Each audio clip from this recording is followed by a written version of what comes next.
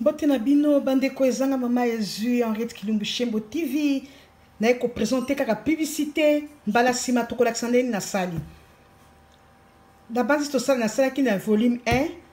ndenge na sala ki ngo ba boule na chaki mapa eza viande hachée mapa avant ko sa mapa no ko zwa o chango na mai mapo ya pembe wana eza katikati ikolimba. Ozi viande hachée na yo o tie céleri matungulu ai selo guyo kolinga. Ozusko mapa no chaki na mai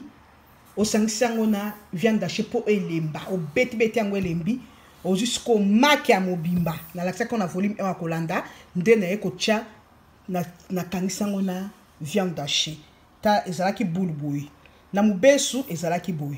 il faut que ça les erreur bo kanga koto nyonso tamba tia mafuta olami la mafuta e kanga makomona elongoli bon na kati sezamaki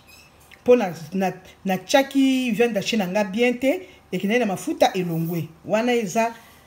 première étape yangoyo yangola siko yango ya mobimba lango yangoyo na kati te awa sikoyo nde na kati bandeko ya boyo roboya ezali po na fête soko sali batu biloko aboye kitoko pelengi. Publicité, abonnez-vous chez Henriette Kilumbu Shembo TV pour okuta masolo kitoko bambote mnyo sofani bomba Shembo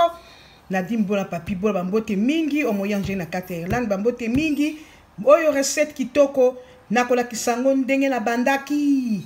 nazo sa eloko moko bokomona mais bon comprendre. Publicité, abonnez-vous chez Henriette Kilumbu.